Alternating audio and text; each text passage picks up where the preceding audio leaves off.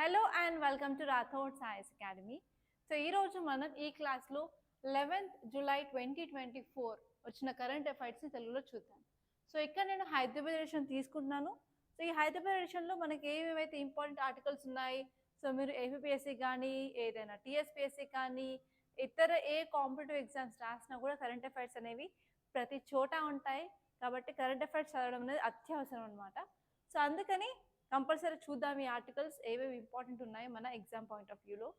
So ఇక్కడ మీరు first page చూసినట్టయితే divorced Muslim women entitled to secular remedy says supreme court. So ఇక్కడ ఏ article దేని గురించి చెప్తుంది అంటే మెయింటెనెన్స్ గురించి చెప్తుంది అనమాట. Okay, maintenance in Muslim, maintenance in Muslim widow,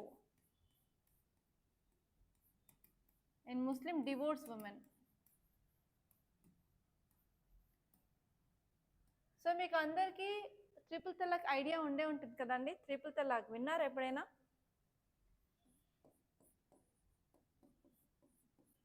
so triple తలాక్ అంటే ఏంటంటే జస్ట్ ఈ ముస్లిమ్స్లో, ఈ ఇస్లాంలో వాళ్ళు డైవోర్స్ ఇవ్వాలన్నప్పుడు తలాక్ తలాక్ తలాక్ అని 3 సార్లు అంటారు.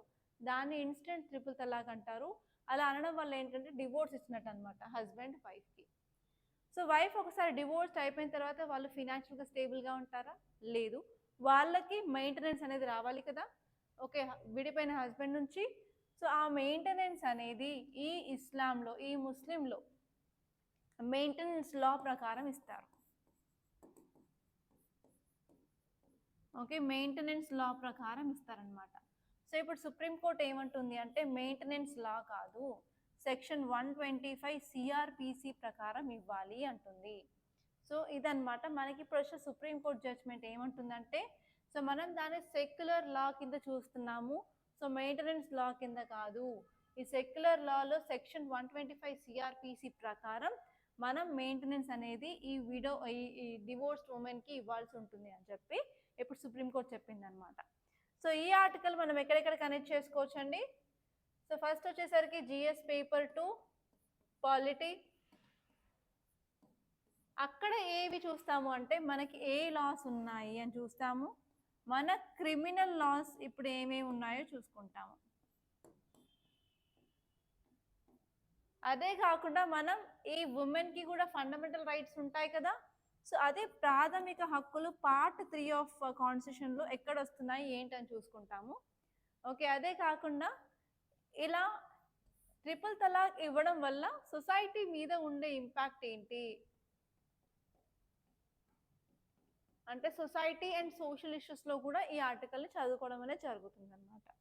సో దీన్ని మనం ఒకసారి క్లియర్గా నోట్స్లో చూద్దామండి. సో నోట్స్లో మీకు కావాల్సిన తెలుగు కంటెంట్ కూడా ఇంక్లూడ్ చేశాను కదా. సో ఫస్ట్ ఆఫ్ ఆల్ ఈ ఆర్టికల్ ఏం చెప్తుందంటే, విడాకులు తీసుకున్న ముస్లిం మహిళను లౌకిక చట్టం ప్రకారం భరణం పొందేందుకు, భరణం అంటే ఏంటంటే మెయింటెనెన్స్ పొందేందుకు అర్హులు. హైకోర్టు ఆదేశాలకు వ్యతిరేకంగా సుప్రీంకోర్టు నిబంధనలు విధించింది. అంటే సుప్రీంకోర్టు ఏం చెప్తుందంటే ఈ మెయింటెనెన్స్ అనేది సెక్యులర్ లా, మనకు ఆల్రెడీ సిఆర్పిసి ఉంది కదా, ఆ సిఆర్పిసిలో సెక్షన్ 125 ప్రకారం ఇవ్వాల్సి ఉంటుంది. కానీ మనం మెయింటెనెన్స్ లా అనేది ఇక్కడ మనం తీసుకోము అని చెప్పి సుప్రీంకోర్టు అనేది చెప్పింది అనమాట. సో ఈ సుప్రీంకోర్టు జడ్జ్మెంట్ చూసిన తర్వాత మనకి ఏం అర్థమైంది అంటే లీగల్గా ఈక్వాలిటీ అనేది సుప్రీంకోర్టు చూపిస్తున్నట్టు మనకు అర్థమైంది అనమాట. ఓకే, సో ఎవరైనా సరే మెయింటెనెన్స్ అనేసరికి ఇప్పుడు సెక్షన్ 125 ఆఫ్ సిఆర్పిసి అనేది చెప్పబడుతుంది. వాళ్ళ యొక్క రిలీజియన్ రిలేటెడ్ కోడ్స్ అనేవి వర్తించవు అని చెప్తుంది అనమాట. అండ్ నెక్స్ట్ వచ్చేసి ఏంటంటే మనం ఎవరిని డిస్క్రిమినేట్ చేయకూడదు, ఏ ఉమెన్ అయినా ఏ రిలీజన్కి సంబంధించిన వాళ్ళైనా నో డిస్క్రిమినేషన్ అని చెప్తున్నారనమాట. అంతేకాకుండా ఈ యాక్ట్ గురించి అనేది మీకు ఒక ఐడియా ఉండాల్సి ఉంటుంది. అదేంటంటే Muslim women protection of rights on divorce act of 1986. So ఈ యాక్ట్ ద్వారా ఏంటంటే మనం మెయింటెనెన్స్ అనేది ఇస్తున్నారు ముస్లిం డివోర్స్డ్ ఉమెన్కి. కానీ ఇప్పుడు దాన్ని మనం సిఆర్పిసి 125 కింద ఇవ్వాలి అని అడుగుతున్నాము. సో ఇప్పుడు మీరు ఒకసారి ఆ కేసు ఏంటి అంటే, సో ఎంతమంది ఉన్నారు ఇక తెలంగాణ సంబంధించిన వాళ్ళు? సో తెలంగాణ సంబంధించిన వాళ్ళు చాలా గర్వంగా ఉండాలి, ఎందుకంటే ఈ కేసు అనేది తెలంగాణ కేసు అనమాట. So Mohammed Abdul Samvad the state of versus state of Telangana 2024. ఈ కేసులో ఏంటంటే సుప్రీంకోర్టు అనేది ఈ డివోర్స్డ్ ముస్లిం ఉమెన్కి ఈ చట్టం ప్రకారం సెక్షన్ 125 ఆఫ్ సిఆర్పిసి ప్రకారం మెయింటెనెన్స్ అనేది ఇవ్వాలి అని చెప్పింది అనమాట. సో అసలు ఈ మెయింటెనెన్స్ ఏంటిది, ఈ పెటిషన్ ఏంటి అంటే, సో పెటిషన్ అనేది ఒక ముస్లిం మ్యాన్ అనే అతను ఒక పెటిషన్ వేశాడు, దాఖలు చేశాడు హైకోర్టులో. ఏమని అంటే, నేను నా వైఫ్కి డివోర్స్ ఇచ్చాను, ఆ డివోర్స్ ఇచ్చిన తర్వాత నేను తనకు మెయింటెనెన్స్ ఇవ్వాలి, సో ఆ మెయింటెనెన్స్ అనేది మెయింటెనెన్స్ చట్టం కింద ఇస్తాను అంటారు. ఆ మెయింటెనెన్స్ చట్టం ఏంటండి, ముస్లిం women protection of rights of divorce act of 1986. So ఆ యాక్ట్ ప్రకారం నేను ఇస్తాను అని అంటే, కాదు నువ్వు ఆ యాక్ట్ ప్రకారం కాదు, సెక్షన్ 125 సిఆర్పిసి ప్రకారం ఇవ్వాలని చెప్పి ఫైనల్గా సుప్రీంకోర్టు అనేది డిసైడ్ చేస్తుంది అనమాట.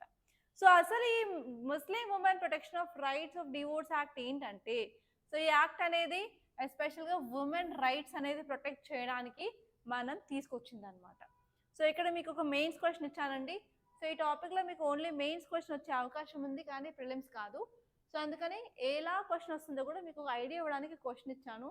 భారతదేశంలో విడాకులు తీసుకున్న ముస్లిం మహిళల హక్కులను పరిరక్షించడంలో ముస్లిం మహిళా విడాకుల హక్కుల రక్షణ చట్టం 1986 యొక్క ప్రాముఖ్యతను చర్చించండి. అంటే ఇక్కడ ఏమడుతుంది, ఈ యాక్ట్ అంటే ఏంటి, ఈ యాక్ట్ గురించి, దాని యొక్క ఇంపార్టెన్స్ గురించి అడుగుతుంది. అందులో మళ్ళీ దాన్ని అమలు చేసేటప్పుడు ఎదురయ్యే సవాళ్ళు అంటే ఛాలెంజెస్. సో మీకు ఇక్కడ 2 క్వశ్చన్స్కి ఆన్సర్ చేయాల్సి ఉంటుంది. సో ఆన్సర్ రాసి కామెంట్ బాక్స్లో పెట్టండి, ఓకే, మర్చిపోవద్దు. అండ్ ఇంకా మీరు ఒకసారి పేపర్లోకి వెళ్ళినట్టయితే, ఈ పేపర్లో ఇక్కడ ఒక ఇమేజ్ చూడొచ్చు. ఇమేజ్ ఏంటంటే, folk artist dressed up as Pothuraju participating in the procession to celebrate Balkampet Shri Renuka Yellamma Kalyanotsavam as part of Bonalu festival in Hyderabad. So ఇక్కడ మీరు ఫోకస్ చేయాల్సింది ఏంటంటే బోనాలు ఫెస్టివల్ అనమాట. సో ఈ వర్డ్ అనేది చాలా ఇంపార్టెంట్, బోనాలు. సో ఎక్కడ చదువుకుంటామండి, ఈవెన్ యూపీఎస్సీలో కూడా మనకి ఫేర్ ఫెస్టివల్స్ అనే టాపిక్ ఉంది కదా ఆర్ట్ అండ్ కల్చర్లో, అవునా?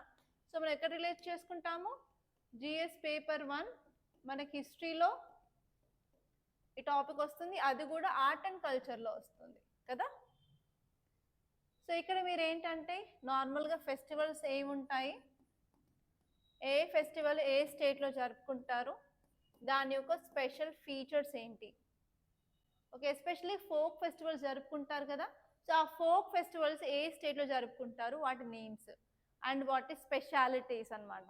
సో అవి కూడా చూసుకోవాల్సి ఉంటుంది. సో ఇక్కడ మీకు ఓన్లీ ప్రిలిమ్స్ బేస్డ్ క్వశ్చన్ వచ్చే అవకాశం మాత్రమే ఉంది, మెయిన్స్ అనేది రాదండి, అర్థమైందా? సో ఇక్కడ మీరు ఇంకొక ఆర్టికల్ చూసుకున్నట్టయితే, cost discrimination in prisons must end say CJI. So మన చీఫ్ జస్టిస్ ఆఫ్ ఇండియా ఉన్నారే, సో ఇప్పుడు ఎవరు అంటే, మనకి ఇప్పుడు జ్యుడిషియరీ సిస్టమ్ చూసుకున్నట్టయితే మనకి 3 టైర్ ఉంది కదా. టాప్లో సెంట్రల్ లెవెల్లో మనకి సుప్రీంకోర్టు ఉంది, దాని తర్వాత స్టేట్ లెవెల్లో హెడ్ ఏంటండి, హైయెస్ట్ కోర్ట్ మనకి హైకోర్టు ఉంది, అండ్ మనకి డిస్టిక్ లెవెల్లో డిస్టిక్ కోర్ట్స్ అంటాము. ఆ డిస్టిక్ కోర్ట్స్ని మనం సబ్ ఆర్డినేట్ కోర్ట్స్ అని కూడా అంటాము. అదే కాకుండా ఇంకొక పేరు ఉంది ఏంటండి, లోవర్ కోర్ట్స్ అని కూడా అంటాము, ఓకే. సో ఇక్కడ సుప్రీం కోర్టులో హైయెస్ట్ జడ్జ్ ఎవరు అంటే సిజేఐ. సో హైకోర్టులో హైయెస్ట్ జడ్జ్ ఎవరంటే చీఫ్ జస్టిస్ ఆఫ్ హైకోర్ట్ అని అంటాం కదా, ఓకే. సో ఇక్కడ మనం చర్చించాల్సింది దేని గురించి అంటే సిజేఐ గురించి, okay. So not exactly CJI అని కాదు, కానీ ఇంకొక వర్డ్ కూడా ఉందండి, అదేంటంటే cost based discrimination, okay. Cost based discrimination కూడా మన సిలబస్లో ఉంది. సో ఇప్పుడు మీరు జిఎస్ పేపర్ 2 చూసినట్టయితే మనకి పాలిటీ ఉంది కదా, పాలిటీలో ఈ టాపిక్ని కనెక్ట్ చేసుకోవచ్చు. అదే కాకుండా మనకి సేమ్ జిఎస్ పేపర్ 2లోనే గవర్నెన్స్ అనే టాపిక్ ఉంది కదా, ఆ గవర్నెన్స్లో కూడా దాన్ని ఇంక్లూడ్ చేసుకోవాల్సిన అవసరం ఉంది, ఓకే. అదే కాకుండా ఇంకొకటి ఏంటంటే GS paper 3 economy. So caste based discrimination వల్ల మన ఎకానమీ మీద ఉన్న ఇంపాక్ట్ ఏంటి.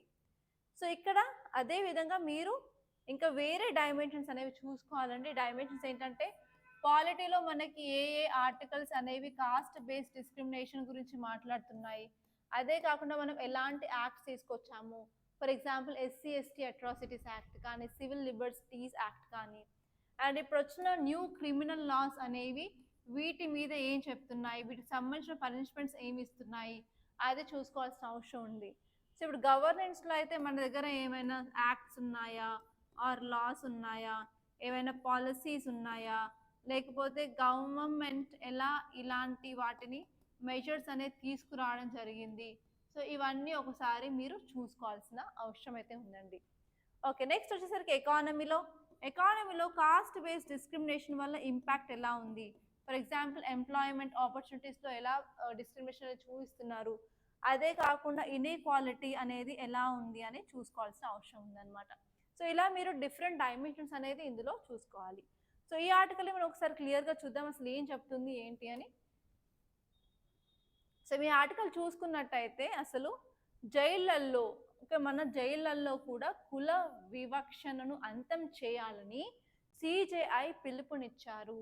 మన CJI chief justice of India ఏం చెప్పారు అంటే, ఈ జైళ్ళల్లో చాలా మంది ఖైదీలు ఉంటారు కదా, ఆ ఖైదీలలో కూడా కాస్ట్ బేస్డ్ డిస్క్రిమినేషన్ జరుగుతుంది, అలా జరగొద్దు అని ఖండించారు. అదే కాకుండా ఆయన ఇతర న్యాయ సేవ అధికారులను కూడా ఏమని సూచించారు అంటే, ఇలాంటి పరిస్థితిని మీరు మానిటర్ చేయాలి, ఇవి తగ్గించడానికి మీరు ట్రై చేయండి అని చెప్పి ఇతరులను కూడా ఆదేశాలు ఇచ్చారనమాట. సో ఇప్పుడు మీరు కీ పాయింట్స్ చూసుకున్నట్టయితే మన సుప్రీంకోర్టు అనేది ఈ కాస్ట్ బేస్డ్ డిస్క్రిమినేషన్ని తగ్గించాలని అయితే చెప్తుంది. అదే కాకుండా ఏంటంటే మనం హ్యూమన్ రైట్స్ని కూడా ప్రమోట్ చేయాలి, ప్రతి ఒక్కరి మానవ హక్కులను కూడా గౌరవించాలని మనకు తెలుస్తుంది అనమాట. అదే కాకుండా సుప్రీంకోర్టు ఇన్వాల్వ్ అవ్వడమే కాకుండా వేరే లీగల్ సర్వీస్ అథారిటీస్ని కూడా వాళ్ళని కూడా ఆదేశించడం అనేది ఒక మంచి స్టెప్ అని మనం చెప్పచ్చు. అదే కాకుండా ఏంటంటే ఇక్కడ డిస్క్రిమినేటరీ ప్రొవిజన్స్ అయితే ఏవైతే ఉన్నాయో వాటిని తీసేయాలని చెప్తుంది. అదే కాకుండా ఈవెన్ యూనియన్ హోమ్ మినిస్ట్రీ అనేది కూడా ఇక్కడ కోఆర్డినేట్ అయ్యేసి ఈ కాస్ట్ బేస్డ్ డిస్క్రిమినేషన్ తగ్గించాలని ట్రై చేస్తున్నారనమాట. సో ఇలా సో మీరు కనుక ఒక మూవీ పేరు చెప్తాను, అది చూసినట్టయితే మీకు క్లియర్గా అర్థమవుతుంది ఎలా కాస్ట్ బేస్డ్ డిస్క్రిమినేషన్ అనేది జరుగుతుంది అని. సో మీరు జై భీమ్ మూవీ చూసారా? So Jai Bhim it is one of my favourite movie అండి. సో నేను ఎలా చూసాను అంటే బిట్స్గా చూసాను ఆ మూవీని, ఒకటేసారి కూర్చొని చూడలేకపోయాను, ఎందుకంటే అప్పుడు నా డెలివరీ అయింది, అరౌండ్ నా పిల్లలు 2 to 2.5 months ఉన్నప్పుడు నేను ఆ మూవీ చూసాను. సో అప్పుడు ఏంటంటే బిట్స్గా చూసాను, but I connected a lot అండి ఆ మూవీకి.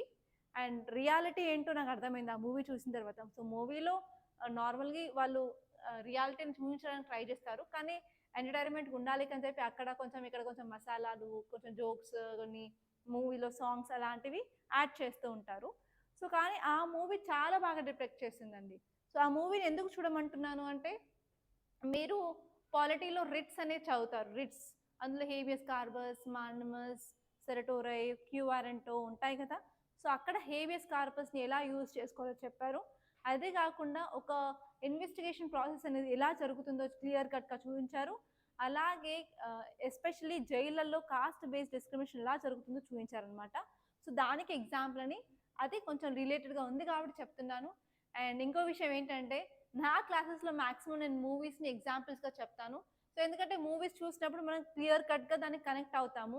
సో అలా కనెక్ట్ అయినప్పుడు ఈజీగా మనం అర్థం చేసుకోవడానికి వీలుగా ఉంటుంది, అంతే, అంతకుమించి ఏం లేదు. ఓకే, సో మేడం మీరు మూవీస్ బాగా చూస్తారా అంటే, yes I love watching movies, it is one of my hobby అనమాట. ఓకే, సో ఇప్పుడు ఈ ఆర్టికల్ చూసుకున్నట్టయితే నేను ఇక్కడ ఒక మైండ్ మ్యాప్ ఇచ్చాను. మైండ్ మ్యాప్లో ఏంటంటే, సో ఎస్పెషల్గా లో కాస్ట్ పీపుల్ ప్రిజనర్స్ ఎవరైనా ఉన్నారో వాళ్ళు ఎలాంటి ఛాలెంజెస్ని ఫేస్ చేస్తున్నారు జైల్లో అని చెప్పి కొంచెం ఇన్ఫర్మేషన్ ఇచ్చాను. సో యాక్చువల్లీ వీళ్ళు ఎందుకు ఈ కాస్ట్ బేస్డ్ డిస్క్రిమినేషన్ ఫేస్ చేస్తున్నారు అంటే, సో చాలా కాలం నుంచి హిస్టరీ చూసుకున్నప్పటి నుంచి ఏంటంటే వీళ్ళని తక్కువ జాతి వాళ్ళని పక్కన పెట్టడం, ఏమైనా నిందలు ఉంటే వీళ్ళ మీద ఈజీగా వేయడం, ఎందుకంటే వీళ్ళకి పవర్ ఉండదు కదా. సో వీళ్ళకి పవర్ ఉండదు, వీళ్ళకి సపోర్ట్ చేసే వాళ్ళు ఉండరు అని చెప్పి, ఎకనామికల్గా అంత స్టేబుల్ కాదు. సో కాబట్టి ఈజీగా వీళ్ళ మీద నిందలు వేయడం అలా క్యారీ ఆన్ అవుతూ వచ్చింది అనమాట. సో ఇప్పుడు మీరు చూసుకున్నట్టయితే ఈ ప్రిజనర్స్ ఎవరైతే జైళ్ళల్లో ఉన్నారో, సో అరౌండ్ వాళ్ళు చాలామంది దళిత అండ్ ఆదివాసీ కమ్యూనిటీకి సంబంధించిన వాళ్ళు ఉన్నారు. సో వాళ్ళకి ఏంటంటే లా ఎన్ఫోర్స్మెంట్, జ్యుడిషియల్ ప్రాసెస్ మీద అంత అవగాహన ఉండదు. సో అది ఒకటి. అండ్ నెక్స్ట్ వచ్చేసి discrimination day life. So so వాళ్ళకి ఎప్పుడు ఇన్అడిక్వేట్ యాక్సెస్ టు హెల్త్ కేరే ఉంటుంది. సో ఈవెన్ ఎడ్యుకేషన్ చేయాలన్నా కూడా ప్రాపర్ ఎడ్యుకేషన్ ఆపర్చునిటీస్ ఉండవు. సో ఈవెన్ రిజర్వేషన్ కూడా ఉంటుంది, కానీ చాలా మందికి అసలు అవేర్నెస్ అనేది లేదనమాట. సో అదొకటి. అండ్ నెక్స్ట్ వన్ ఏంటంటే వాళ్ళకి ప్రాపర్గా లీగల్ ఎయిడ్కి కూడా యాక్సెస్ ఉండదు. So quality of legal aid అనేది కూడా వాళ్ళకి దొరకదు. ఇది కూడా ఒక ప్రాబ్లమ్. అదే కాకుండా హ్యూమన్ రైట్స్ వయలేషన్ అనేది జరుగుతూనే ఉంటాయి. ఫర్ ఎగ్జాంపుల్ వాయిలెన్స్, ఎస్పెషలీ వాళ్ళకి ఎక్కువ టార్చర్ పెట్టడం కానీ, 3 డిగ్రీ ట్రీట్మెంట్ కానీ, అదే కాకుండా ఇన్హ్యూమన్ ట్రీట్మెంట్ కానీ, సో ఎస్పెషల్ లో కాస్ట్ ప్రిజనర్స్ ఇది కామన్గా జరుగుతుంది. సో ఇలాంటి ప్రాబ్లమ్స్ అనేది వాళ్ళు ఫేస్ చేస్తున్నారు అని చెప్పి చెప్తుంది ఈ ఆర్టికల్. అదే కాకుండా చాలా హ్యూమన్ రైట్స్ ఆర్గనైజేషన్స్ అనేవి వీళ్ళ రైట్స్ కోసం వాళ్ళు ఫైట్ చేస్తూనే ఉన్నారు, కానీ రీఫార్మ్స్ అనేది తీసుకురావడానికి చాలా టైం పడుతుంది అని చెప్పి ఈ ఆర్టికల్ చెప్పింది అనమాట. సో నెక్స్ట్ వచ్చేసి ఏంటంటే examine the challenges faced by lower caste prisoners in assessing legal aid and justice.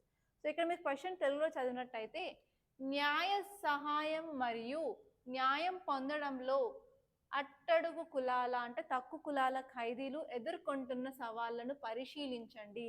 Okay, ఇక్కడ ఏమంటారు, జస్ట్ మీరు ఛాలెంజెస్ అనేవి రాయాలి. అదే కాకుండా ఈ సవాళ్లను ఎలా తగ్గించవచ్చు అంటే మనం ఎలాంటి మెషర్స్ తీసుకోవాలి అని. ఓకే, సో ఇదనమాట మీరు రాయాల్సిన ఆన్సర్. అండ్ నెక్స్ట్ మీరు డైరెక్ట్గా ఎడిటోరియల్ పేజ్లోకి వెళ్ళినట్టయితే, సో స్టేట్స్లో అంత ఇంపార్టెంట్ ఏం లేదండి, హైదరాబాద్ పేజ్లో కూడా అంత ఇంపార్టెంట్ ఏం లేవు ఈరోజు మన ఎగ్జామ్కి సంబంధించినవి. సో డైరెక్ట్గా మీరు ఎడిటోరియల్ పేజ్లోకి వెళ్ళడం మంచిది. సో మీరు ఎడిటోరియల్ పేజ్లోకి వెళ్ళిన తర్వాత ఈరోజు వచ్చిన ఆర్టికల్స్ అన్నీ చాలా ఇంపార్టెంట్ అండి. సో ఇక్కడ మీరు పెద్ద పెద్ద ఎడిటోరియల్స్ చూసారు కదా, ఇక్కడ మీరు బ్లూ కలర్లో వరల్డ్ పాపులేషన్ డే ఉంది అండ్ ఇక్కడ వరల్డ్ పాపులేషన్ డే ఉంది. అంటే today we are celebrating world's population day అనమాట. So first of all I wish you very happy world population day. So ఈ రెండు ఆర్టికల్స్ని కలిపి ఒకటేసారి మనం చూద్దాము. సో అప్పుడు మీకు క్లియర్ కట్గా తెలుస్తుంది. దానికంటే ముందు అసలు మీరు ఈ ఆర్టికల్కి సంబంధించిన కంటెంట్ ఏమేమి తెలుసుకోవాలో ఒకసారి చూద్దాం. సో టైటిల్ ఏంటంటే పాపులేషనే కదా. సో ఈ పాపులేషన్ మీరు ఎక్కడెక్కడ చదువుతారు, ప్రతి ఒక్క సబ్జెక్ట్కి ఇది లింక్ అయ్యే ఉంటుంది. లైక్ జాగ్రఫీ కానివ్వండి, ఎకానమీ కానివ్వండి, సొసైటీ కానివ్వండి, ఎన్వైరన్మెంట్ కానివ్వండి, ప్రతి ఒక్క దాంట్లో ఈ టాపిక్ అనేది ఇంపార్టెంట్. సో ఇక్కడ మీరు చాలా డైమెన్షన్స్ని ఆలోచించే విధానం ఆలోచించే అవకాశం అనేది దొరుకుతుంది ఇక్కడ మీకు. సో ఇక్కడ మీరు ఎంత ఆలోచిస్తే అంత ఆలోచించే అవకాశం అండి. సో పాపులేషన్ అంటే ఏంటి, సో పాపులేషన్ గ్రోత్ రేట్ అంటే ఏంటి, సో పాపులేషన్ అనేది పెరుగుతుంది కదా, సో దానికి రీజన్స్ ఏంటండి, అండ్ పాపులేషన్ పెరుగుతున్న కొద్దీ మనకు వచ్చే ఛాలెంజెస్ కానీ ప్రాబ్లమ్స్ కానీ ఏంటి, సో ఆ ప్రాబ్లమ్స్కి తగ్గ మెషర్స్ ఏమేమి ఉన్నాయి, ఆ పాపులేషన్ ప్రాబ్లమ్స్కి తగ్గ చర్యలు మన గవర్నమెంట్ ఎలా తీసుకుంటుంది అంటే గవర్నమెంట్ స్కీమ్స్ని చూడాల్సి ఉంటుంది. సో ఇక్కడ మీరు state level schemes and central level schemes రెండూ చూసుకోవాలండి. ఓకే, అర్థమైందా? అదే కాకుండా మీరు పాపులేషన్ సంబంధించిన డేటా అనేది కలెక్ట్ చేయాల్సిన అవసరం ఉంది. అదే కాకుండా TFR టోటల్ ఫర్టిలిటీ రేట్ అంటే ఏంటి, టోటల్ ఫర్టిలిటీ రేట్ అంటే ఏంటి అని డైరెక్ట్గా మీకు 2024 మొన్న జరిగిన ఫిలిమ్స్లో డైరెక్ట్ క్వశ్చన్ వచ్చిందండి. Very simple question. అదేంటంటే అమ్మాయిలు మెచ్యూర్ అయిన తర్వాత వాళ్ళ లైఫ్ టైంలో ఎంతమంది పిల్లల్ని కనగలరు అదనమాట దాని మీనింగ్ TFR అంటే. అది ఒకసారి చూసుకోవాలి. ఓకే, అదే కాకుండా ఇంకోటి ఏంటంటే ప్రాబ్లమ్ ఆఫ్ ఇక్కడ పాపులేషన్ థియరీస్ ఉంటాయండి. మీకు జాగ్రఫీ చూసుకున్నట్టయితే 3 థియరీస్ ఉంటాయి, మాల్థూజియన్ థియరీ అని అండ్ మార్క్సిస్ట్ థియరీ అని and also demographic transition theory అని 3 ఉంటాయి. ఆ 3 థియరీస్ దీనికి చాలా ఇంపార్టెంట్ అనమాట. ఓకే, సో ఇలా మీరు డిఫరెంట్ డైమెన్షన్స్ ప్రతి ఒక్క సబ్జెక్ట్ పాయింట్ ఆఫ్ వ్యూలో థింక్ చేయడానికి మీకు అవకాశం ఉంది. సో దాన్ని థింక్ చేస్తూ ఉండండి. అండ్ నెక్స్ట్ వచ్చేసి మనం ఈ 2 ఆర్టికల్స్ని ఒకటేసారి క్లియర్ కట్గా చూద్దాము. సో ఈ ఆర్టికల్ ఏం చెప్తుందంటే భారతదేశం యొక్క జనాభా ప్రయాణం సంతానోత్పత్తి, మరణాలు మరియు ఆరోగ్య సూచనలతో పురోగతిని చూపుతుంది. ఆదాయ అసమానత, పోషకాహారం మరియు లింగ సమానత్వంలో సవాళ్లు ఉన్నాయి. సో ఇక్కడ ఏం చేస్తుందంటే మన ఇండియా అనేది పాపులేషన్ గ్రోత్ జరుగుతూ ఉంది. ఫర్ ఎగ్జాంపుల్ ఫర్టిలిటీలో కానీ, ఫర్ ఎగ్జాంపుల్ మోర్టాలిటీలో కానీ, హెల్త్ ఇండికేటర్స్లో కానీ సో మనం బాగా రాణిస్తున్నాము. అయినప్పటికీ కొన్ని విషయాల్లో మనకి సవాళ్ళు అనేవి ఎదుర్కొంటున్నాము. ఏ విషయాల్లో అంటే మనకి ఇన్ఈక్వాలిటీ అంటే అసమానత అనేది పెరుగుతూ వస్తుంది. అదే ప్రొవైడింగ్ ఆఫ్ న్యూట్రిషియస్ ఫుడ్, అందరికీ బలమైన ఆహారం పోషకాహారం అందించడం కూడా మనకు ప్రాబ్లం అనేది జరుగుతుంది. అదే కాకుండా జెండర్ ఈక్వాలిటీ కూడా మనకు ప్రాబ్లంగా ఉంది అని చెప్పి ఆర్టికల్ అనేది చెప్తుందన్నమాట. సో మనం ఒక్కొక్కదాన్ని క్లియర్గా అండర్స్టాండ్ చేసుకోవడానికి ట్రై చేద్దాం. సో ఇప్పుడు ఏంటంటే మన దగ్గర ఎస్పెషల్లీ ఫర్టిలిటీ రేట్ అనేది తగ్గుతుంది. సో ఇంతకుముందు కాలంలో ఫర్ ఎగ్జాంపుల్ నేను మా ఇంట్లో మా ఎగ్జాంపుల్ ఇస్తాను. మా ముత్తాతమ్మ ఆమె అరౌండ్ 12 నుంచి 14 మందిని కనింది. ఓకే, ఒక్కతే అమ్మాయి, మిగతా వాళ్ళందరూ అబ్బాయిలు, మా తాత వాళ్ళందరూ. దాని తర్వాత మా నాన్నమ్మ, ఓకే, మా నాన్నమ్మ అరౌండ్ 6 మెంబర్స్ని కనింది. ఓకే, మా నాన్నమ్మ పక్కన పెట్టేయండి. తర్వాత మా మమ్మీ నలుగురిని కన్నది, మేము నలుగురం సిబ్లింగ్స్. ఇప్పుడు నేను చూసుకుంటే నాకు 2 పిల్లలు, అబ్బాయి అమ్మాయి. ఓకే, సో అలా ఏంటంటే జనరేషన్ వస్తున్న కొద్దీ number of people children bearing capacity తగ్గుతూ వస్తుంది, అంతేనా? దాన్ని మనం టీఎఫ్ఆర్ అనేది తగ్గుతూ వస్తుంది ఇండియాలో అని చెప్తున్నాము. అంటే ఇంతకుముందు పెద్ద పెద్ద ఫ్యామిలీస్ ఉండేవి, ఒకటే ఫ్యామిలీ ఒక 20 మంది ఉండేవారు. కానీ ఇప్పుడు ఒక ఫ్యామిలీలో ఫాదర్ మదర్ చిల్డ్రన్, అంటే స్మాల్ ఫ్యామిలీస్ కానీ న్యూక్లియర్ ఫ్యామిలీస్ కానీ మనం అడాప్ట్ అయిపోతున్నాము అని చెప్పారనమాట. ఫస్ట్ పాయింట్ వచ్చేసి. అండ్ నెక్స్ట్ వచ్చేసి మన హెల్త్ కేర్లో కూడా చాలా ఇంప్రూవ్మెంట్స్ అనేవి జరిగాయి. సో రోజుకి ఏంటంటే మోర్టాలిటీ రేట్ అంటే చనిపోయే వారి సంఖ్య తగ్గుతూ వస్తుంది, ఎందుకంటే మనకు బెటర్గా హాస్పిటల్ ఫెసిలిటీస్ ఉన్నాయి. ఇప్పుడు ఏ రోగం వచ్చినా కూడా మనకి జీన్ థెరపీ కూడా చేస్తున్నాము. సో అందుకని ఏంటంటే మోర్టాలిటీ రేట్ తగ్గడం వల్ల లైఫ్ అనేది ఎక్స్పెక్టెన్సీ ఇండియాలో పెరిగింది. సో ఎక్కువ కాలం బతకవచ్చు అనమాట, ఎందుకంటే మన దగ్గర అలాంటి ఫెసిలిటీస్ ఉన్నాయి కాబట్టి. సో దానివల్ల ఏంటి అంటే హెల్త్ కేర్లో కూడా ఇంప్రూవ్మెంట్ ఉందని చెప్పొచ్చు. కాకపోతే మనకున్న ప్రాబ్లమ్స్ ఏంటంటే ఇన్ఈక్వాలిటీ అనేది పెరుగుతుంది. సో పేదవాడు పేదవాడుగానే ఉంటున్నాడు, సో ధనవంతుడు ధనవంతులు అయిపోతున్నారు. సో ఇన్కమ్ ఇన్ఈక్వాలిటీ అనేది చాలా చాలా పెరుగుతుంది. ఇది ఒక ప్రాబ్లం మన సస్టైనబుల్ డెవలప్మెంట్కి అని చెప్తుంది అనమాట ఈ ఆర్టికల్. నెక్స్ట్ వచ్చేసి న్యూట్రిషన్ ఛాలెంజ్. సో మనకేంటంటే జనాభా పెరగడం వల్ల మనం ఎంత ఫుడ్ అయితే ప్రొడ్యూస్ చేస్తున్నామో అది అందరికీ సరిపోకపోవడం వల్ల, అలాగే మనం ఏంటంటే పౌష్టిక బలమైన ఆహారాన్ని ఇవ్వలేకపోతున్నాము, ఎస్పెషలీ చిన్నపిల్లలకి అని చెప్తున్నారు. అదే కాకుండా ఏంటంటే జెండర్ ఈక్వాలిటీ. సో అమ్మాయికి అబ్బాయికి మధ్యలో చాలా ఈక్వాలిటీ ఉంది. ఓకే, సో దాన్ని మనం తగ్గించడానికి ట్రై చేయాలని చెప్పి ఈ ఆర్టికల్ చెప్తుంది అనమాట. ఓకే, సో ఇదొకటి. అండ్ నెక్స్ట్ ఆర్టికల్ చూస్తుంటే ఈ case of people versus population. So ఇక్కడ ఈ ఆర్టికల్ ఏం చెప్తుందంటే జీడిపి మరియు పేదరికం రేట్ల పెరుగుదలతో భారతదేశంలో జనాభా పెరుగుదల మందగించింది. సో ఏమవుతుందంటే population growth has slowed in India with improvements in GDP and poverty rates. So మనకి పేదరికంలో కూడా కొంచెం ఇంప్రూవ్మెంట్ అనేది వచ్చింది. అండ్ ఆల్సో మన దగ్గర జీడిపి అనేది కూడా పెరుగుతుంది. కానీ ఆ జీడిపి పెరుగుతుంది అండ్ ఒక సైడ్ నుంచి పావర్టీ తగ్గుతుంది, కానీ మన పాపులేషన్ అనేది వెరీ స్లో రేట్గా పెరుగుతుందని చెప్తున్నారు. అదే కాకుండా మనకు కొన్ని ఛాలెంజెస్ అయితే ఉన్నాయి. ఆ ఛాలెంజెస్, ఆ చిక్కులు ఏంటంటే క్లైమేట్ చేంజ్ జరుగుతుంది, దాంతోపాటు నెక్స్ట్ గ్లోబల్గా అంటే అక్రాస్ ద వరల్డ్ ఇన్ఈక్వాలిటీస్ అనేవి పెరుగుతున్నాయి అని చెప్పి ఆర్టికల్ చెప్తుంది అనమాట. సో ఇప్పుడు దీన్ని కొంచెం క్లియర్ కట్గా చూస్తే, సో మన దగ్గర గ్రోయింగ్ పాపులేషన్ అనేది ఉంది, అలాగే ఏంటంటే యాన్యువల్ గ్రోత్ రేట్ కూడా అండ్ సోషియో ఎకనామిక్ ఇండికేటర్స్ కూడా పెరుగుతూ వస్తున్నాయని చెప్తుంది. ఎస్పెషలీ క్లైమేట్ చేంజ్ అనేది మనకి చాలా పెద్ద ప్రాబ్లంగా ఉంది అని చెప్తున్నారు.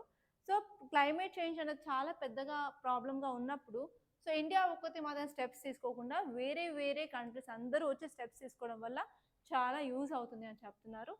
అండ్ నెక్స్ట్ వచ్చేసి global inequalities in resource consumption contributes to climate change disparities. So ఏంటంటే కొన్ని కంట్రీస్ ధనిక దేశాలు ఉన్నాయి, కొన్ని కంట్రీస్ పూర్ కంట్రీస్ ఉన్నాయి. ఫర్ ఎగ్జాంపుల్ మనం కంట్రీస్ చూసుకున్నట్టు developed countries, developing countries, less developed countries ఉన్నాయి కదా. సో అలా మనకి గ్లోబల్గా ఇన్ఈక్వాలిటీస్ జరుగుతుంది. సో అందుకని ఏంటంటే ప్రాపర్గా సస్టైనబుల్ డెవలప్మెంట్ మీద మనం ఫోకస్ చేసుకోలేకపోతున్నామని చెప్తుందన్నమాట. ఓకే, అండ్ ఇండియాలో ఎస్పెషలీ మన గవర్నమెంట్ ఏంటంటే పావర్టీని తగ్గించాలి, సో పావర్టీ నుంచి బయటకు రావాలి. అంతేకాకుండా మనం సర్క్యులర్ ఎకానమీ గురించి ఫోకస్ చేస్తున్నాము, క్లోజ్డ్ ఎకానమీ కాకుండా. అండ్ ఎస్పెషలీ మనం బ్యాలెన్స్డ్ ఎకనామిక్ గ్రోత్ మీద ఫోకస్ చేస్తున్నాము అని చెప్తుంది అనమాట ఈ ఆర్టికల్. సో ఇక్కడ మీకు ఒక మెయిన్స్ క్వశ్చన్ ఇచ్చాను, సో దీని గురించి మీరు ఆన్సర్ రాయడానికి ట్రై చేయండి. అండ్ నెక్స్ట్ వచ్చేసరికి మీకు ఇక్కడ ఒక ఆర్టికల్ ఉందండి, ఏంటంటే ఈవెన్ ఆడ్ జాబ్స్, అంటే దాని జిగ్ ఎకానమీ, జిగ్ వర్కర్స్ గురించి మాట్లాడుతుంది. So gig economy are zig economy అంటే ఏంటంటే జస్ట్ మీకు అందరికీ తెలుసు, మీరు అందరూ ఆర్డర్స్ పెడుతూనే ఉంటారు కదా, మీషోలో ఆర్డర్స్ పెడుతూ ఉంటారు, Amazon, Flipkart and especial Zomato. ఎంతమంది హాస్టల్లో ఉంటున్నారు? అట్లీస్ట్ వారానికి ఒక 2 సార్లన్నా జొమాటో కానీ స్విగ్గీలో ఆర్డర్ పెడతారు కదా. సో ఆ వర్కర్స్ ఎవరైతే డెలివరీ చేస్తారో డెలివరీ బాయ్స్ అందరూ ఈ గిగ్ ఎకానమీలోకి వస్తారనమాట. సో ఇక్కడ కీవర్డ్ ఏంటంటే మీరు చూడాల్సింది గిగ్ ఎకానమీ. సో ఇది ఏ సబ్జెక్ట్లో మనం తీసుకోవచ్చండి? GS paper 3 under economy. And especially ఇక్కడ మనం ఇన్ఫార్మల్ సెక్టార్ కింద దీని గురించి మాట్లాడుకుంటాం. ఎందులో వస్తుంది? Informal sector. సో ఇదే కాకుండా ఏంటంటే మనకి జిఎస్ పేపర్ 1లో సొసైటీలో కూడా ఉంటుంది. ఇక్కడ మనం ఏం మాట్లాడుతుంటాము అంటే సోషల్ సెక్యూరిటీ అనేది ఈ సోషల్ సెక్యూరిటీ అనేది ఈ పీపుల్ ఇన్ఫార్మల్ సెక్టార్లో పనిచేసే వాళ్ళకి ఉండదు. ఫర్ ఎగ్జాంపుల్ ఇప్పుడు మీరు గవర్నమెంట్లో పనిచేస్తున్నా కూడా ఆర్ ఫర్ ఎగ్జాంపుల్ మీరు సాఫ్ట్వేర్ ఇంజనీర్ అయినా సరే, సో మీకు పెయిడ్ లీవ్స్ ఉంటాయి. Sunday and Saturday paid leaves ఉంటాయి. అదే కాకుండా మీకు ఏదైనా ప్రాబ్లం వస్తే హెల్త్ ఇన్సూరెన్స్ ఉంటుంది. సో ఇప్పుడు ప్రెగ్నెంట్ అయినప్పుడు ప్రెగ్నెంట్ లీవ్స్ ఉంటాయి, మెటర్నిటీ లీవ్స్, అవి కూడా పెయిడ్ లీవ్స్ ఉంటాయి. అదే కాకుండా హాస్పిటల్లో జాయిన్ అయ్యి డెలివరీ అయితే మీకు హాస్పిటల్ ఖర్చు మీరు ఇన్సూరెన్స్లో క్లెయిమ్ చేసుకోవచ్చు కదా. అలాంటి సోషల్ బెనిఫిట్స్ అనేవి ఎవరైతే ఇన్ఫార్మల్ సెక్టార్లో వర్క్ చేస్తారో వాళ్ళకి ఉండవు. సో వాళ్ళు జాబ్కి వెళ్తేనే వాళ్ళకి శాలరీ వస్తుంది, వాళ్ళ ఇంట్లో కూర్చున్నారంటే వాళ్ళకి శాలరీ ఇవ్వరనమాట. సో అలా ఏంటంటే రీసెంట్గా ఇది ఎందుకు న్యూస్లో ఉంది అంటే మీకు కర్ణాటక తెలుసు కదంటే కర్ణాటక స్టేట్ సో మన పక్క రాష్ట్రమే కదా. సో కర్ణాటక స్టేట్లో ఒక బిల్ తీసుకొచ్చారు. ఆ బిల్లో ఏంటంటే ఈ జిగ్ ఎకానమీలో వర్క్ చేసే వాళ్ళకి లేకపోతే ప్లాట్ఫామ్ వర్కర్స్ అంటాము, జిగ్ వర్కర్స్ అంటాము. సో వాళ్ళకి సోషల్ సెక్యూరిటీ బెనిఫిట్స్ ప్రొవైడ్ చేయడానికి వాళ్ళు ఒక లా తీసుకొచ్చారు అని చెప్పి ఈ ఆర్టికల్ చెప్తుంది. ఇదే తరహాలో మిగతా రాష్ట్రాలు కూడా ఇలా కొన్ని లాస్ చట్టాలు తీసుకురావడం వల్ల అందరికి యూజ్ అవుతుందని ఈ ఆర్టికల్ చెప్తుంది అనమాట. సో దాన్ని ఒకసారి మనం క్లియర్గా చూసేద్దామా. ఈ ఆర్టికల్ ఏం చెప్తుందండి? భారతదేశంలో గిగ్ వర్కర్లకు ఉద్యోగ హోదా కోసం సమగ్ర భారతదేశంలో గిగ్ వర్కర్లకు ఉద్యోగి హోదా కోసం ఓకే సెకండ్ రిపీట్ అయింది కదా. ఓకే సో ఇది కట్ చేసుకోండి. సో భారతదేశంలో గిగ్ వర్కర్లకు ఉద్యోగి హోదా కోసం సమగ్ర భారతీయ చట్టం అవసరం. ఎందుకంటే కర్ణాటక బిల్ అవసరమైన భద్రతలను అందించదు. ఓకే సో ఏంటంటే కొన్ని భద్రతలు ఇవి ప్రొవైడ్ చేస్తుంది కానీ ఫుల్ ఫ్లెడ్జ్డ్గా అది ఇవ్వట్లేదు. కాబట్టి మన దేశంలో ఎస్పెషల్లీ ఇలాంటి ఒక చట్టం అనేది అవసరం అని చెప్పి ఆర్టికల్ చెప్తుంది. సో ఒకసారి ఆ బిల్ ఏంటో చూద్దాము. So gig workers in India are facing challenges due to lack of employee status. అసలు వాళ్ళకి ఎంప్లాయీ స్టేటస్ అనే ఉండదు అండ్ వాళ్ళు చాలా వల్నరబుల్ అనమాట. ఎస్పెషల్లీ ఎక్స్ప్లాయిటేషన్ అవుతుంది, ఇన్సెక్యూరిటీ, జాబ్ సెక్యూరిటీ అయితే ఉండదు కదా. సో అందుకని ఏంటంటే రీసెంట్గా Karnataka platform based gig workers bill అనేది కొంత ఉపశమనం అనేది ఇస్తుంది అనమాట. ఎందుకంటే వాళ్ళు కొంత సెక్యూరిటీని అలాగే వెల్ఫేర్ మెజర్స్ని ఇస్తున్నారు కాబట్టి. ఓకే అదొకటి అనమాట. అండ్ ఎస్పెషల్లీ వాళ్ళు ఇంప్లిమెంట్ చేసినాక కొంచెం కాంట్రాస్ట్ అనేది జరుగుతుంది. ఎందుకంటే రాజస్థాన్లో కూడా ఇదే తరహాలో తీసుకొచ్చారు బట్ కొన్ని డిఫరెన్సెస్ ఉన్నాయని చెప్పి చెప్తున్నారు అనమాట అంతే. సో ఇక్కడ మీరు మెయిన్స్ క్వశ్చన్ చూసుకున్నట్టయితే భారతదేశంలో గిగ్ కార్మికులు ఎదుర్కొంటున్న సామాజిక భద్రత సవాళ్లను చర్చించండి. ఈ కార్మికులకు ప్రభుత్వం తగిన రక్షణ ఎలా కల్పిస్తుంది? సో ఇలా మీకు క్వశ్చన్ వచ్చే అవకాశం చాలా ఉంది. సో దీని మీద ఫోకస్ చేయండి. సో మీరు ఇక్కడ నెక్స్ట్ టాపిక్ చూసుకున్నట్టయితే the case for a cost census.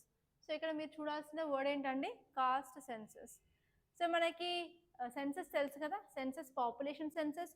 So ప్రతి 10 సంవత్సరాలకు ఒకసారి మనకు పాపులేషన్ సెన్సస్ అనేది వస్తుంది. దాంట్లో మన డేటా ఉంటుంది, ఎంత జనాభా ఉన్నారు, ఎంతమంది అంతే. కానీ ఈ సోషియో ఎకనామిక్ కాస్ట్ సెన్సస్లో ఏంటంటే వాళ్ళు ఏ కాస్ట్ చెందిన వాళ్ళు, ఆ కాస్ట్లో కూడా సబ్ కాస్ట్ ఏంటి, వీళ్ళు చేసే ఉద్యోగం ఏంటి, సో వీళ్ళకి ఏమైనా రిజర్వేషన్ అవసరమా లేదా, సో వాళ్ళ యొక్క స్టేటస్ ఎవ్రీథింగ్ అంతా క్లియర్ కట్గా ఉంటుందన్నమాట. సో ఇక్కడ మీరు ఫోకస్ చేయాల్సింది కాస్ట్ సెన్సస్ ఎందుకు. సో రీసెంట్గా ఈవెన్ బీహార్ అనే state socio economic cost census తీసుకొచ్చింది. ఆ డేటా ప్రకారం వాళ్ళు 65% ఆఫ్ రిజర్వేషన్ ఇవ్వాలి అన్నారు, కానీ దాన్ని పాట్నా హైకోర్టు అనేది కొట్టివేయడం జరిగిందనమాట. సో ఇప్పుడు మీరు ఆర్టికల్ చూసుకున్నట్టయితే వివక్షను పరిష్కరించడానికి మరియు సమ్మిళిత అభివృద్ధిని నిర్ధారించడానికి సామాజిక చట్టపరమైన పరిపాలన మరియు నైతిక కారణాల కోసం కుల గణనకు సంబంధించిన కేసు కీలకమైనది. So So actually we need a case. We are dealing with a case of socio-economic caste census. So socio-economic caste census ఎందుకు ఇంపార్టెంట్ అంటే సోషల్గా, లీగల్గా, అడ్మినిస్ట్రేటివ్గా ఏమైనా రీజన్స్ ఏమైనా అడ్రస్ చేయాలి, ఏమైనా ప్రాబ్లం ఉన్నప్పుడు సో ఇదనేది చాలా ఇంపార్టెంట్ అని ఆర్టికల్ చెప్తుంది అనమాట. ఓకే, ఎందుకు ఇంపార్టెంట్ అంటే ఇఫ్ మనకి డేటా ఉన్నప్పుడే కదా సో మనం ఏ పాలసీ తీసుకోవాలి, ఏ చట్టం తీసుకోవాలి, రిజర్వేషన్ ఉంది యూస్ అవుతుందా లేదా, సో ఇంకా ఏమైనా గవర్నమెంట్ అనేది పాలసీస్ తీసుకురావాలా. సో అసలు మన దగ్గర కాస్ట్ సెన్సస్ డేటా లేనప్పుడు సో పవర్ రిసోర్సెస్ని మనం ఈజీగా అండ్ అందరికి డిస్ట్రిబ్యూట్ చేయలేం కదా, అందరికి అందించలేము. సో మనకు ఒక ప్రాపర్ డేటా అనేది ఉంటే మాత్రం మనం క్లియర్ కట్గా ఒక ఐడెంటిఫై చేస్తామని చెప్పి ఆర్టికల్ చెప్తుంది. సో ఇక్కడ దానికి సంబంధించిన ఒక మెయిన్స్ క్వశ్చన్ ఉంది. సో చూడండి ఒకసారి. ఆర్థిక అసమానతలను పరీక్షించడానికి మరియు సమ్మలిత వృద్ధిని ప్రోత్సహించడానికి కుల డేటాను ఎలా ఉపయోగించవచ్చో పరిశీలించండి. సో ఇలాంటి క్వశ్చన్స్కి మీరు కంపల్సరీ ఆన్సర్ ఇవ్వడానికి ట్రై చేయండి. అండ్ నెక్స్ట్ టాపిక్ వచ్చేసి ITBP ceases 108 kgs of gold biscuits near China border. So China border దగ్గర ఈ ఐటీబీపీ అనే దళాలు ఏం చేశాయంటే ఎన్ని కిలోలు 108 కిలోల గోల్డ్ని పట్టుకున్నారనమాట. సో ఇక్కడ మీరు ఫోకస్ చేయాల్సింది ఈ ఐటీబీపీ అంటే ఎవరు, సో వాటి మీద మీకు క్వశ్చన్ వచ్చే అవకాశం చాలా ఉంది. సో ఈ ఐటీబీపీ అనేది Indo Tibetan border police forces. ఇవి ఇండియా అండ్ టిబెట్ మధ్యలో మనకి బార్డర్ మధ్యలో కాస్తూ ఉంటారు. సో వీళ్ళు బార్డర్ని చూసుకుంటూ ఉంటారు. సో ఇండియా అండ్ టిబెట్ మధ్యలో మనకి హిమాలయాస్ ఉంటాయి కదా, సో హిమాలయాస్ని ప్రొటెక్ట్ చేయడానికి అండ్ ఎస్పెషల్ హిమాలయాస్లో ఉంటారు.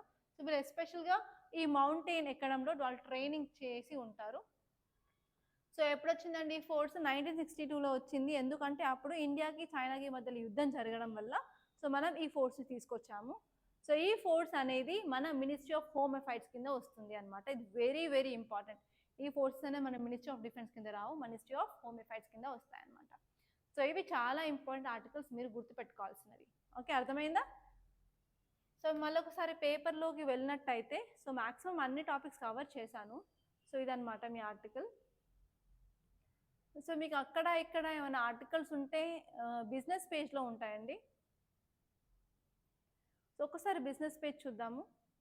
సో ఈ బిజినెస్ పేజ్లో కూడా నాకు అంత ఇంపార్టెంట్ ఏమి అనిపించట్లేదు, కానీ ఇక్కడ మీరు ఒక వర్డ్ చూడొచ్చు, ఎన్బిఎఫ్సిస్ అని. అవి ఏంటంటే నాన్ బ్యాంకింగ్ ఫినాన్షియల్ కంపెనీస్ అంటారు వాటిని. ఓకే, అంతే అండి. సో ఇవి చాలా ఇంపార్టెంట్ ఆర్టికల్స్ అనమాట ఈరోజు వచ్చినవి. అండ్ ఇంకొక రిక్వెస్ట్ ఏంటి అంటే సో త్వరలో ఈ తెలుగు వీడియోస్ అన్నీ మన కొత్త Telugu channel Usha ma'am Rathod IAS అనే ఛానల్కి షిఫ్ట్ చేస్తాము. ఎందుకంటే చాలా కాంట్రవర్సీస్ వస్తున్నాయి, మేడం మీరు ఇంగ్లీష్లో చెప్పండి తెలుగులో వద్దు అని. సో అందుకని మన తెలుగు వాళ్ళ కోసం సపరేట్గా ఒక ఛానల్ క్రియేట్ చేశాము. సో ఆ ఛానల్ లింక్ అనేది డిస్క్రిప్షన్లో ఇచ్చాను. అండ్ ఈవెన్ కొత్తగా న్యూ టెలిగ్రామ్ ఛానల్ కూడా ఓపెన్ చేశాం కదా, సో అక్కడ కూడా మీరు మీ ఆన్సర్ని షేర్ చేయొచ్చు. అదే కాకుండా అక్కడ నేను ఆల్రెడీ మన న్యూ ఛానల్ యొక్క లింక్ అనేది ప్రొవైడ్ చేశాను. సో కంపల్సరీ సబ్స్క్రైబ్ అయితే చేసుకోండి, మర్చిపోకండి. సో రేపటి నుంచి అట్లీస్ట్ ఒక 3-4 డేస్ తర్వాత అయినా సరే ఆ ఛానల్లో అనేది మనం వీడియోస్ పెట్టడం జరుగుతుంది. ఆ ఛానల్లో మరికొన్ని ఇంకా సరికొత్త వీడియోస్, ఆన్సర్ రైటింగ్ ఎలా రాయాలి, టిప్స్, చాలా టెక్నిక్స్ అనేవి అక్కడ నేను పోస్ట్ చేస్తాను. అందుకే ఆ ఛానల్ని కంపల్సరీ సబ్స్క్రైబ్ చేసుకోండి. అదే కాకుండా మీకు ఇలా నా ఎక్స్ప్రెషన్ పార్ట్ అనేది నచ్చితే కంపల్సరీ లైక్ చేయండి. లైక్తో పాటు మీరు ఏ గ్రూప్లో అయితే మెంబర్గా ఉంటారో ఆ గ్రూప్లో షేర్ చేయడం మాత్రం మర్చిపోకండి. అంతేకాకుండా మన ఈ Rathod IAS academy channel English ఛానల్ని, అలాగే ఉషా మ్యామ్ రాథోడ్ ఐఏఎస్ తెలుగు ఛానల్ని కూడా కంపల్సరీ సబ్స్క్రైబ్ చేసుకోవడానికి మర్చిపోవద్దు. అంతే అండి. Thank you so much. And మళ్ళీ ఇంకొక వీడియోతో మీ ముందుంటాను.